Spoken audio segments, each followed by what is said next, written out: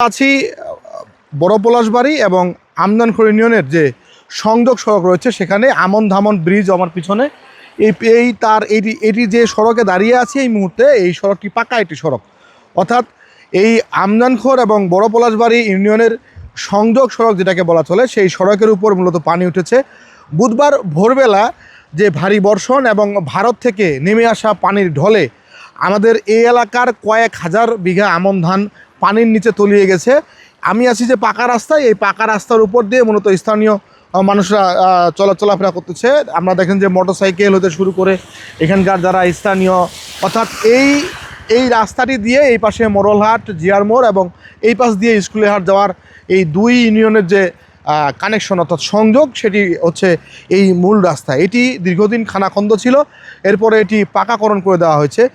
এত পরিমাণ বৃষ্টি, আমি যদি এই পাশটা একটু দেখাই আপনাদেরকে, দেখেন যে এইদিকে চোখ যতদূর দেখবেন, যতদূর যাবে জুড়িয়ে যাবে ততটুকুই বৃষ্টি, সব দিক দিকে বৃষ্টি। এটার ওই পাশটা যদি দেখাই, আমি পশ্চিম পাশে দেখেন যে বাচ্চারা হাঁটে আসছে, সে পাশেও বৃষ্টি।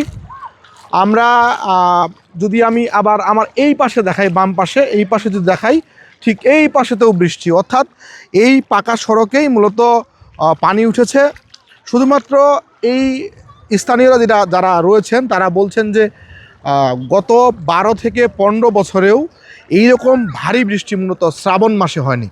আমি এই পাশটা একটু দেখেন, এই পাশটাতে দেখেন কি পরিমাণে পানি।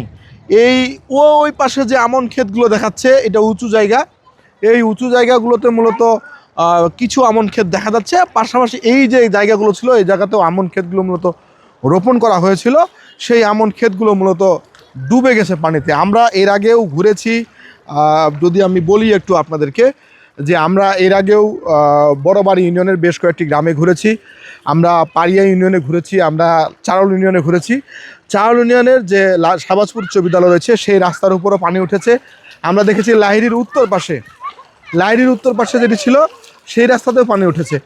এখানে এক ধরনের যেমনি পানি ডুবে গেছে, কৃষকরা চিন্তিত, কিন্তু এত পানি রাস্তার উপর ওঠার কারণে মানুষ এখানকে যখন হাওরের ফিল নিচ্ছে, অর্থাৎ হাওরে ঠিক যেভাবে বর্ষার সময় পানি উঠে রাস্তার উপর ওঠার পরে মানুষ যেমন পানি বেশি পানি হয়ে গেলে মিনি কক্সবাজার যাওয়ার সমুদ্র সৈকতের যে ফিল, অর্থাৎ সেই আনন্দ। তবে মাছ শিকার, আমার পিছনে দেখেন যে অনেক বাচ্চারা এসেছেন।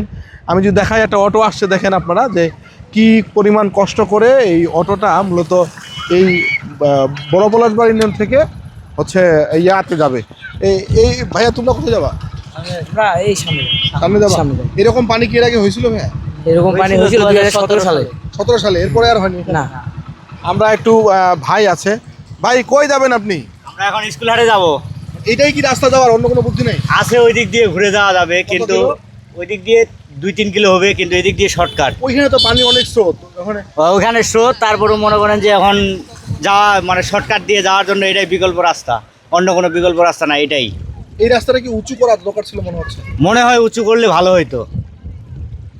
জান ভাই, আমরা যেটা দেখছি যে এখানের যে মূলত, অর্থাৎ আমি যেটা বলছিলাম যে বড় পলাশবাড়ি এবং আমদানখোর ইউনিয়নের, অর্থাৎ যে দুটি মূল বাজার রয়েছে, মোড়লহাট এবং স্কুলের হাট, এটির সংযোগে মূলত এই সড়কটি।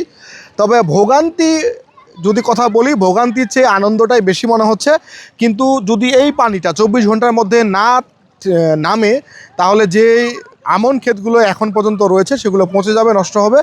আমরা সেটুকুই মূলত বলছি। তবে মাছ শিকার যারা করছেন তারা কি পরিমাণ মাছ পাচ্ছেন, কী ধরনের মাছ পাচ্ছেন, আমরা একটু সেটুকু কথা বলবো। তবে এটা পরের ভিডিওতে দেখাবো। আমরা এটা এখানে শেষ করছি।